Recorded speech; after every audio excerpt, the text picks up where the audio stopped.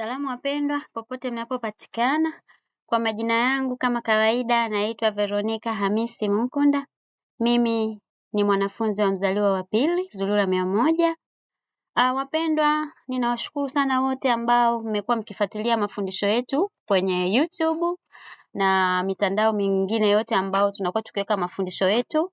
Mafundisho yetu yanapatikana mengi kwenye YouTube, kwenye TikTok, yote mafundisho yanapatikana. Kwa hiyo ninawashukuru sana kwa wote ambao mnafuatilia mafundisho haya na wale wapendwa ambao walikuwa wanauliza maswali pia kunitafuta kuniuliza maswali, nadhani majibu mlipata. Nawashukuru sana, mnaendelea kujifunza. Kama bado mna maswali pia mnakaribishwa kwa ajili ya kuendelea kujifunza.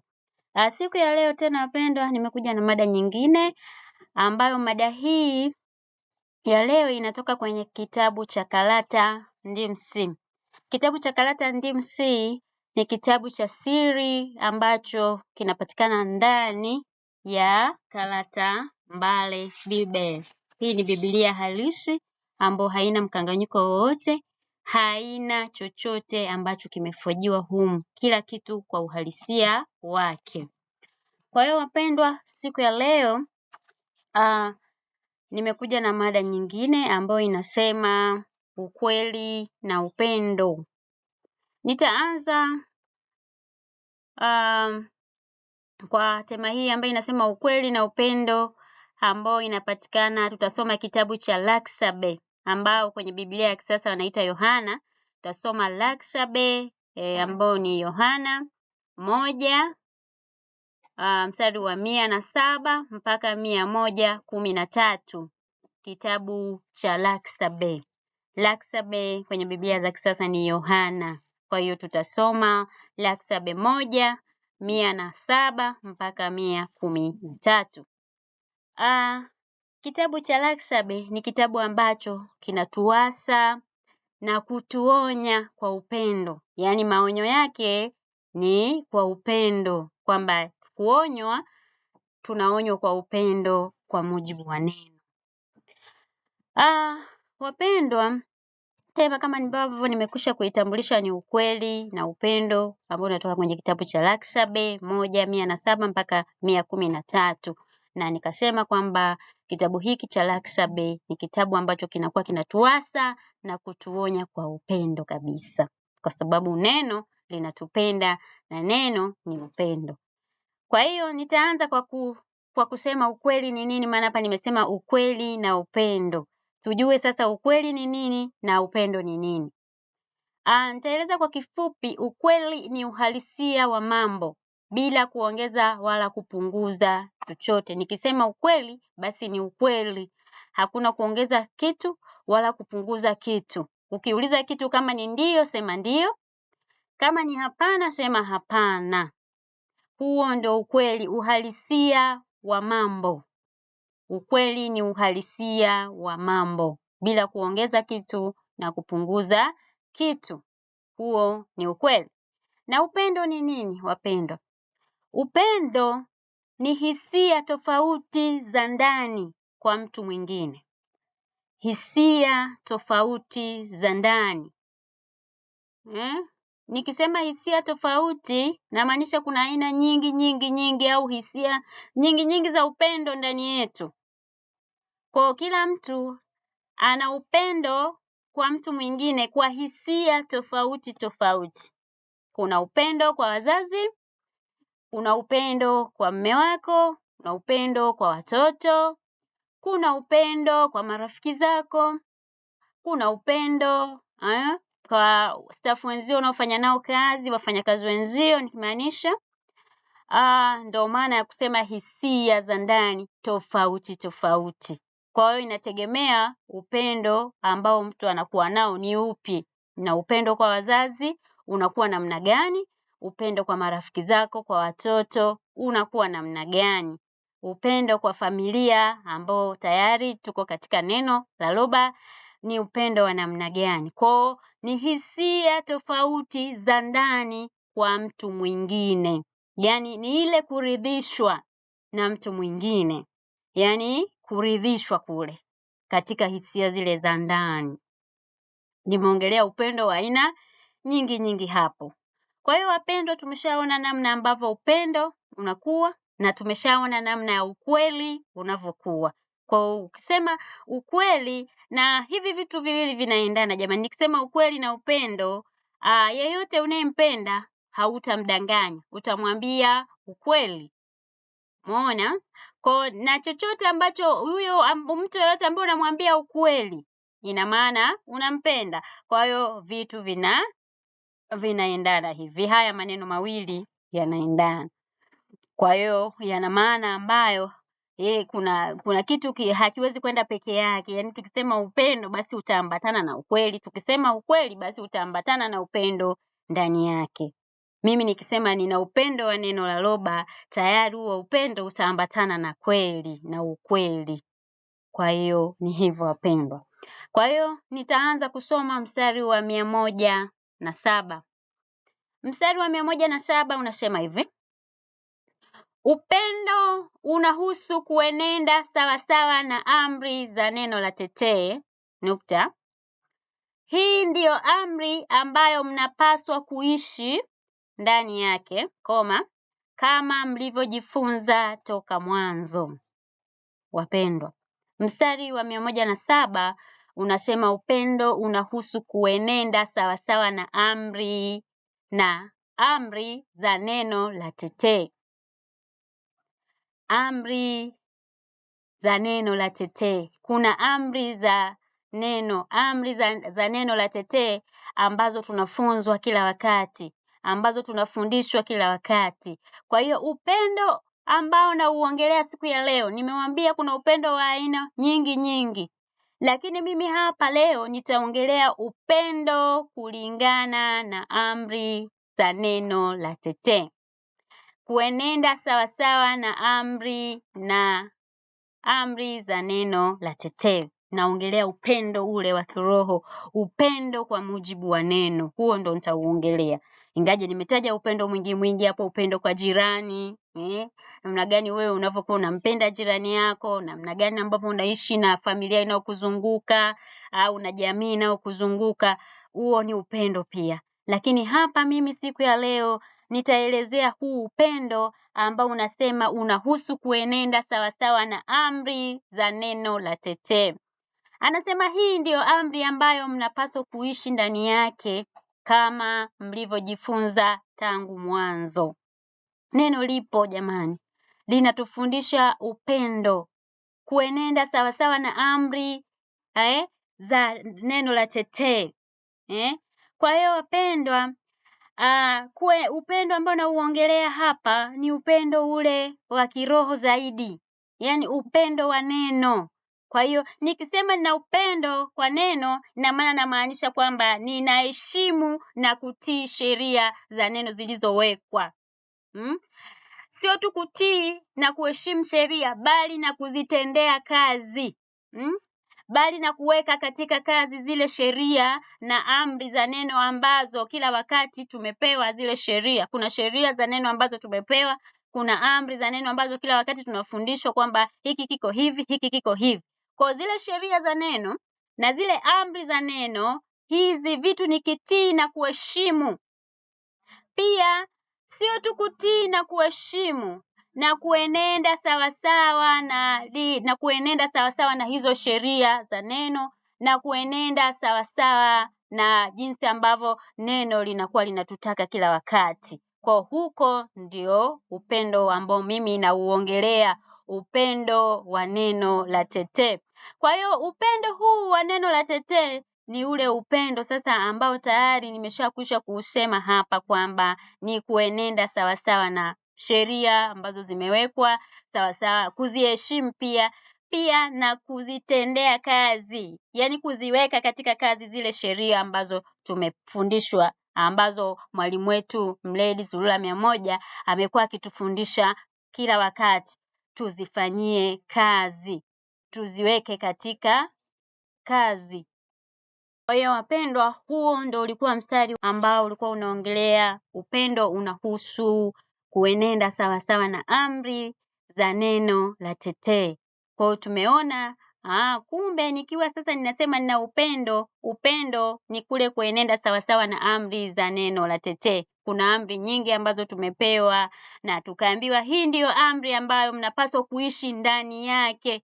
Kwa sisi tunapaswa kuishi ndani ya hii amri ambayo tumepewa kama mlivyojifunza tangu mwanzo. Kwa hiyo hizi amri ambazo tayari neno limetupa tangu mwanzo, neno lenyewe lipo tangu mwanzo. Hizi sheria, hizi amri, neno limetupa tayari tunazo. Kwa hiyo tutembee sawasawa na hizi amri ambazo neno limetupa na tuziishi. Kwa kuziishi ndio vile kuzitendea kazi au kuziweka katika kazi ili kusudi huo upendo uweze kudhihirika kama kweli unapenda neno au kweli unampenda rafiki yako kwa mujibu wa neno. Maana nimesema jamani, upendo kwa aina nyingi, lakini vile ambavyo upendo unaoongelea hapa siku ya leo ni upendo kulingana na amri za neno la tetee.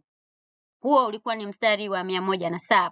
Nitaendelea mstari wa 108 wapendwa. Mstari wa 108 unasema hivi: kwa maana wadanganyifu wengi katika mabano, watu wasioanzishwa waasi chini ya ushawishi wa kifumbo wa mitele, mabano, nafunga mabano, wako duniani, na hawakiri kwamba Joksabe alikuja katika mwili na hawaenendi sawasawa na mafundisho ambayo yeye alitoa, yeye aliye hivyo, pia ni mdanganyifu na mpinzani katika mabano mitele, demon, ndege yenye nguvu ya kivita na kidini, mseto ya daraja la juu, nusu samaki nusu mwanakondoo. Huu ni mstari wa 108 wapendwa, anasema kwa maana wadanganyifu wengi kwenye mabano watu wasioanzishwa waasi chini ya ushawishi wa kifumbo wa mitele. Jamani, mitele nishaambia ni demon ambayo iko nyuma ya jina la Yesu. Hiyo ndo mitele. Kwa hiyo tunaona kabisa hawa watu wasioanzishwa waasi. Wasioanzishwa yani kuna tofauti kati ya walioanzishwa na wasioanzishwa waasi. Wasioanzishwa ni wale watu ambao bado hawajalijua neno kabisa, lakini wasioanzishwa waasi ni wale ambao tayari wanaufahamu, walishalijua neno lakini wakaliasi, wakaliacha. Hao ndio wasioanzishwa waasi. Kwa hapa wanaongelewa hao wasioanzishwa waasi chini ya ushawishi wa kifumbo wa mitele, ambao nimwambia ni demon ambayo iko nyuma ya jina la Yesu. Huyo ndo mitele. Kwa nyinyi ambao mnaliamini hilo jina, ina maana hiyo demon mitele iko nyuma yenu. Kwa hiyo anasema kwamba wako duniani na hawakiri kwamba Joksabe alikuja katika mwili na hawaenendi sawasawa na mafundisho ambayo alitoa. Kwa hao wasioanzishwa waasi tayari wanaufahamu wa neno la Loba. Tayari wanaufahamu kwamba hii ni kweli. Tayari wanaufahamu kwamba huu ni upendo wa neno, lakini bado waliuasi. Bado waliliacha neno na kuamini vitu vingine na kurudi kuamini jina ambalo nyuma yake kuna demoni mitele. Kwa ushawishi wa kifumbo wa mitele. Kwa hiyo wanakataa mafundisho ya Joksabe, lakini wanaufahamu kabisa. Lakini pia wanamwamini huyo Yesu, na tunajua nyuma ya Yesu kuna huyo demoni mitele. Kwa hiyo wapendwa, tunaona kabisa kwamba hawa wasioanzishwa waasi wamekataa mafundisho ya Joksabe. Anasema alikuja katika mwili na hawaenendi sawasawa na mafundisho ambayo alitoa. Kwa hiyo Joksabe alikuja katika mwili akatuletea mafundisho kama ilivyo mwalimu wetu mzaliwa wa pili yupo kwa sasa na anatupa mafundisho, lakini kuna watu bado wanakataa. Kuna watu bado wanapinga mafundisho yake, ndo kama ilivyokuwa kwa Joksabe, mzaliwa wa kwanza wa viumbe vyote, Kristo wa kweli. Joksabe alikuwa ni Kristo wa kweli. Kwa hiyo Kristo wa kweli kipindi ambapo alikuwepo kipindi hicho, alikuja hapa katika mwili akatoa mafundisho wana wanafunzi wake, lakini bado watu walikataa mafundisho yake, waliasi neno na kuenenda tofauti, yani kuenenda kinyume na neno ambalo walipewa, lakini wanaufahamu kabisa na wanajua kabisa kwamba hii ni kweli. Pia na wale wasioanzishwa wale wasioanzishwa pia wanaufahamu kwamba hii ni dhambi, hii sio dhambi. Yaani wanaufahamu kabisa. Sisi asili yetu jamani, watu weusi. Sisi asili yetu ndani kabisa, unajua hata kabla hatujalijua hili neno, unakuwa unajua kabisa hichi ninachokifanya sio sahihi, unakuwa unaufahamu. Ndio maana tunahukumiwa. Yaani usikie neno usilisikie neno utahukumiwa. Kwa sababu gani? Ndani yetu asili ile ya neno hii, asili ile kwamba hii unajua kabisa hiki ni kibaya, hiki ni kizuri, tuna huo ufahamu. Kwa hiyo huo ufahamu wanao watu wasioanzishwa kwamba hii ni dhambi, hii sio dhambi. Unaona? Kwa hiyo ameongelea hapa kwamba yeye aliye hivyo pia ni mdanganyifu na mpinzani, kwenye mabano mitele, demon, ndege yenye nguvu ya kivita na kidini, mseto ya daraja la juu, nusu samaki, nusu mwana kondoo. Kwa tunaona kabisa kwamba hawa watu, kuna watu ambao wanadhihirisha hizi tabia. Ukidhihirisha ndani yako hizi tabia ambazo zinaonesha, yani tabia yako ndio itatuonesha wewe ni muasi au wewe uko sawasawa na neno. Yani tabia ambayo utadhihirisha, aidha sisi ambao tayari tumeijua kweli hii, tabia ambayo utadhihirisha ikiwa upo katika njia ya utakasho, tutagundua kwamba sasa huyu kweli bado kuna vitu, yani ni uasi, au yani tabia zako ndo zitadhihirisha wewe ni muasi au wewe sio muasi, uko sawasawa na neno, uko sawasawa na sheria, uko sawasawa na upendo huu na ukweli ambao tunauongelea siku ya leo, ambao nimewaambia ukweli ni uhalisia. Kwa hiyo ukiwa pia una upendo, ina maana utasema ukweli. Ina maana kwamba hawa waasi walikataa mafundisho ya Joksabe ambaye ni mzaliwa wa kwanza. Kwa hiyo wapendwa, tunaona kabisa kwamba tabia zetu zinazodhihirika ndani, zile tabia ambazo zinatoka nje, zote zinadhihirisha kwamba wewe ni muasi au la.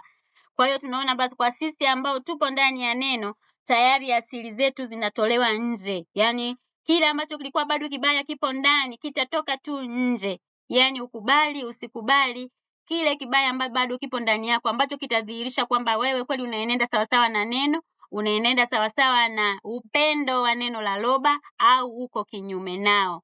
Tabia itadhihirika kwa sababu neno lina tabia ya kufichua chochote kibaya ambacho kipo ndani yako, ili kusudi kitolewe nje, ubaki sasa na uhalisia wa neno la Loba.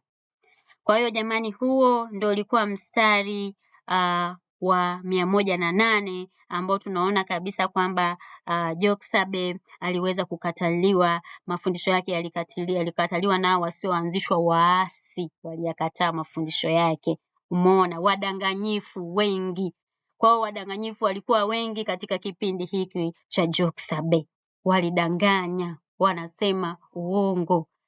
Wameasi neno la Loba na kulikataa na kuanza kumbeza Joksabe, kwamba yani wanambeza kwa kile ambacho walikuwa wanafundisha. Hawaenendi, wanayakataa mafundisho ya Joksabe. Huo ni mstari wa 108.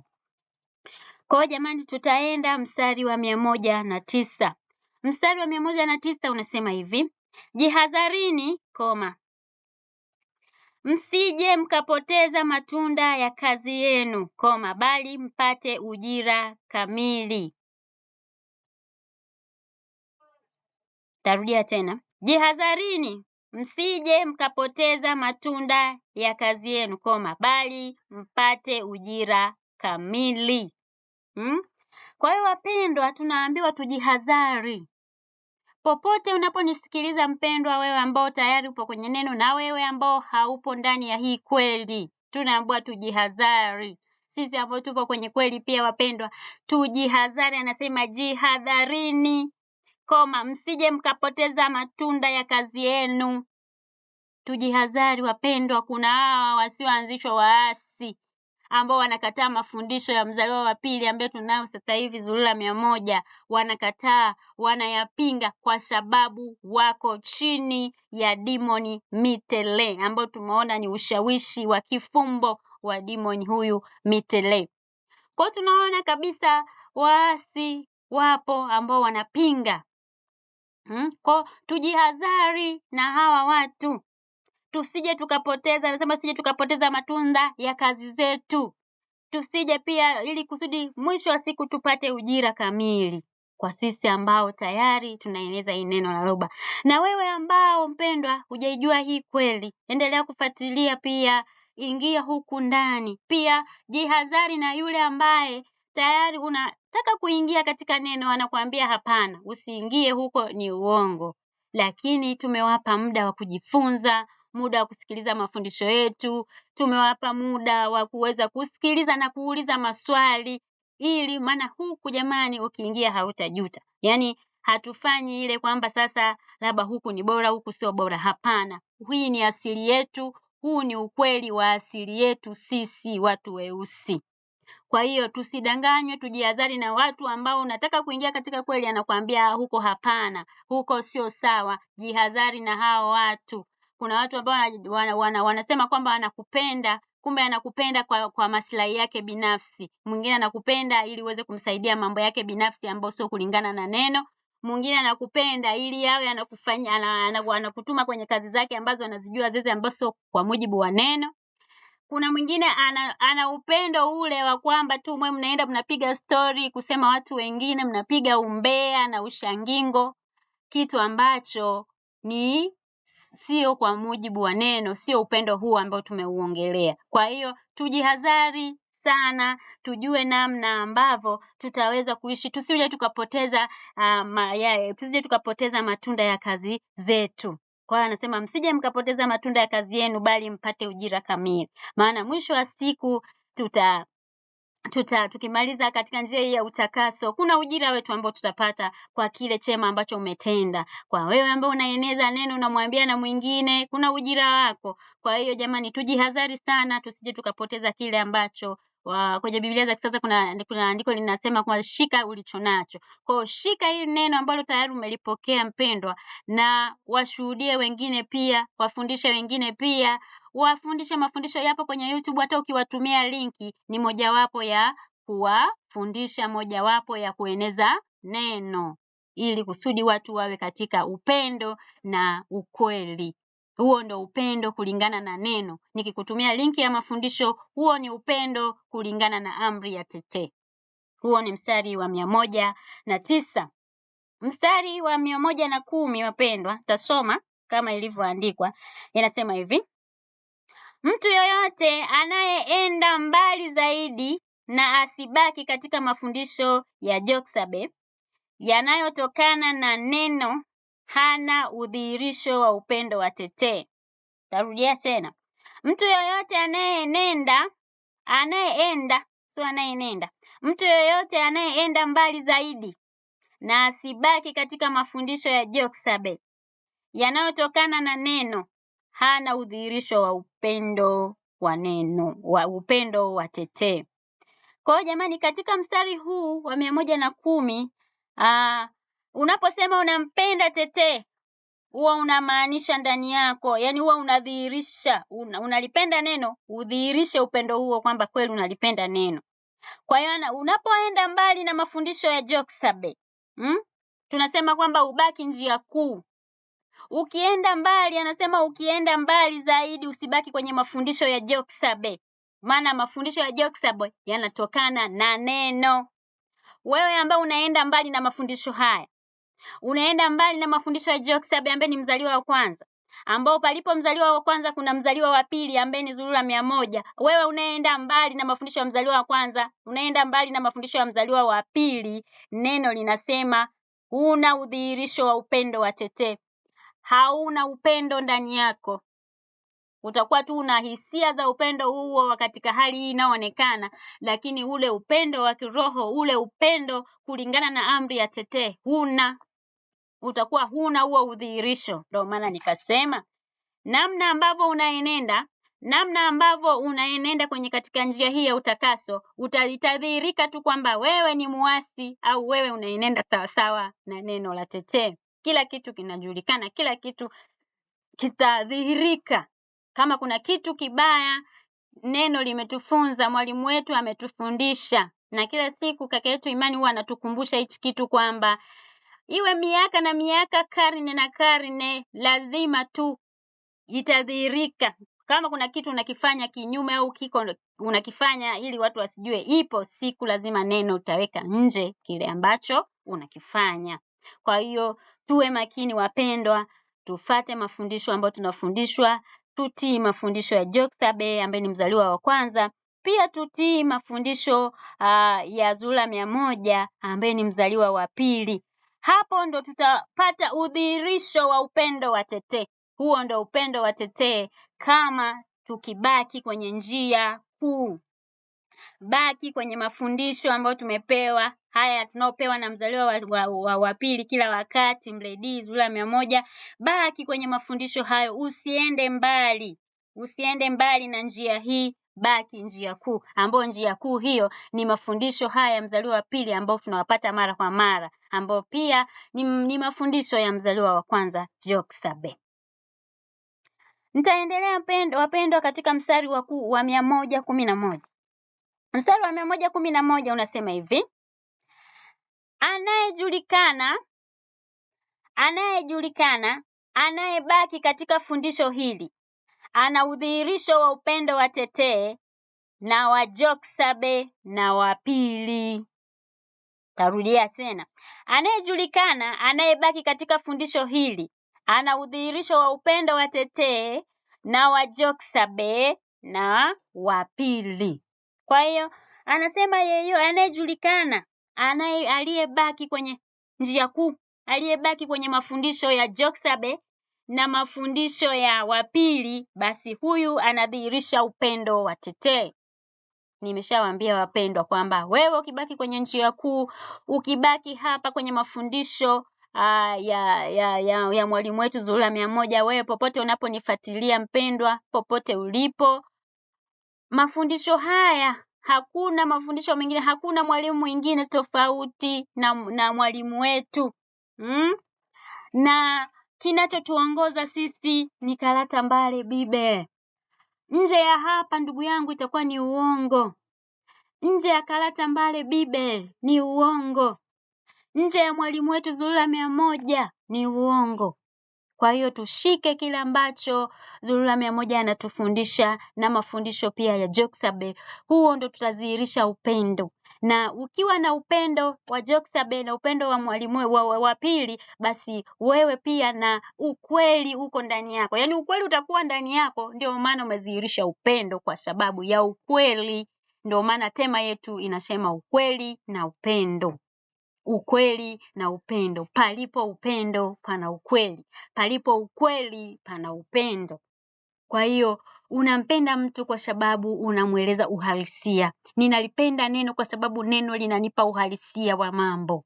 Ninampenda Tetee kwa sababu ni baba na baba, mimi ni mtoto, ananiongoza sawasawa na vile ambavyo ninatakiwa kuenenda.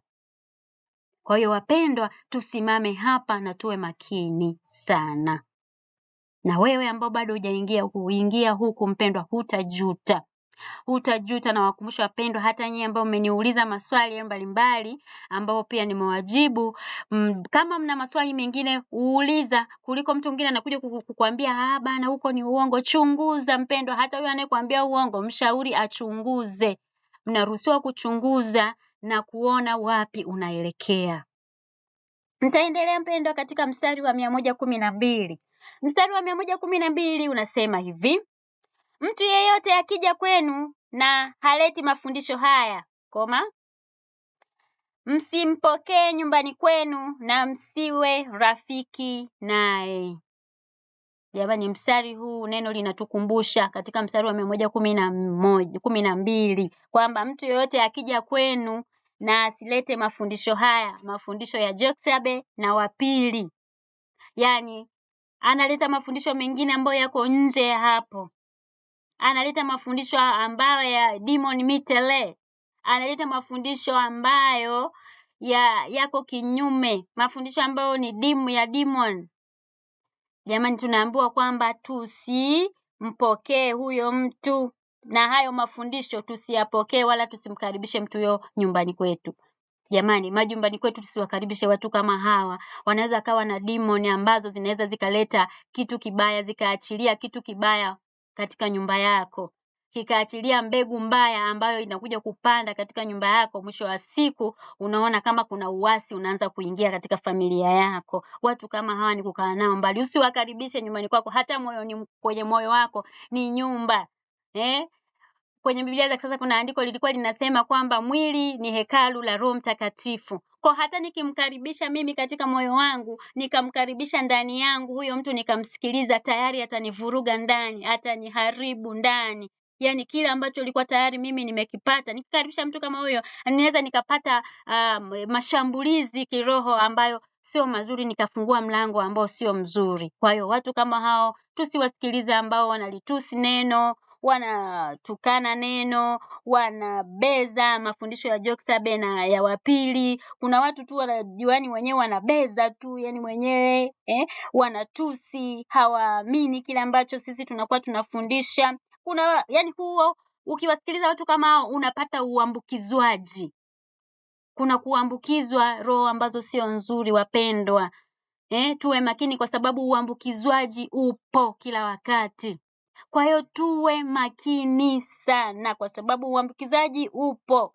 Kwa hiyo tusiwakaribishe ndani ya nyumba zetu, usiwakaribishe nyumbani kwako wala moyoni kwako wala kushiriki naye kwa namna yoyote ile. Hapana, kwa sababu atakuambukiza vitu ambavyo sio sawa sawa. Atakuambukiza kitu ambacho sio kizuri, kikafungua milango mibaya. Hata wewe ambao bado hujajua, watu kama hawa ambao unasikiliza mafundisho ya kweli, anakubeza, anakutukana, anakuambia uko umekosea, umepotea, umefanyaje. Huo ni uambukizwaji, na wewe unaambukizwa, unasema ila kweli nimemsikiliza huyu, ila kweli huyu ana mantiki. Hakuna mantiki yoyote. Dada, kaka, wewe ambaye hujalijua neno, simama hapo, sikiliza mafundisho ya Mzaliwa wa Pili.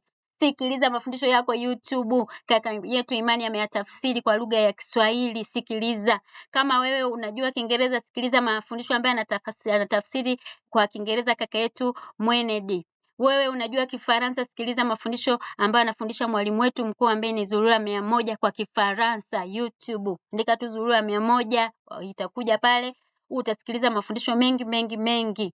Kwa hiyo na mafundisho mengine ambayo yapo sasa katika akaunti zingine nyingi ambazo tunaendelea kufundisha, kama mimi hii ya mpambanaji wa kike. Kwa hiyo tusikilize, mafundisho ni mengi. Kuna Ukweli wa Asili akaunti, kuna akaunti ya Ukweli wa Asili, kuna akaunti ya Mtu Huru, kuna akaunti ziko akaunti nyingi ambazo mafundisho haya yanaendelea. Kwa hiyo jamani, tujitahidi na tujifunze zaidi ili tuweze kuelewa. Ili tuweze kuelewa. Tusimame na tujifunze ili tuweze kuelewa. Kwa hiyo huo ulikuwa mstari wa 112. Nitasoma mstari wa 113 ambao utakuwa ni mstari wetu wa mwisho katika tema hii ya ukweli na upendo.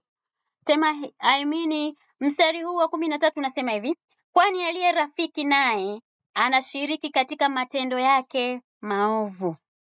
Tumeshasoma mstari wa 112 unasema kwamba ukishiriki na mtu, ukimkaribisha nyumbani kwako, ukapokea mafundisho ambayo sio ya kweli, huyo mtu ambaye anasema, mstari wa 13 unasema sasa, kwani aliye rafiki naye anashiriki katika matendo yake maovu. Nilishawaambia jamani, tujue kwamba uambukizwaji upo. Na tuwe makini sana kwa sababu uambukizwaji upo.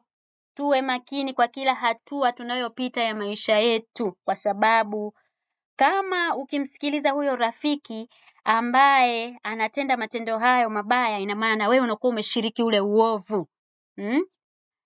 Umeshiriki ule uovu. Yaani kila ambacho amekuja kukuambia na wewe ukakitii, ina maana umeshiriki uovu. Mtu anaweza akaja hapa anakupenda, nakwambia mimi nakupenda bwana, unisindikize sehemu fulani, labda tukamseme mtu fulani amefanya 1 2 3, hujui hata ukweli ukoje, umeshaenda pale, mmeenda labda kumtukana mtu, kumsema mtu vibaya, mwisho wa siku mnakuja kugundua kumbe mlidanganywa. Tayari umeshiriki uovu ambao hukupaswa kushiriki. Kwa hiyo tuwe makini kwa sababu tunajua kabisa uambukizwaji upo.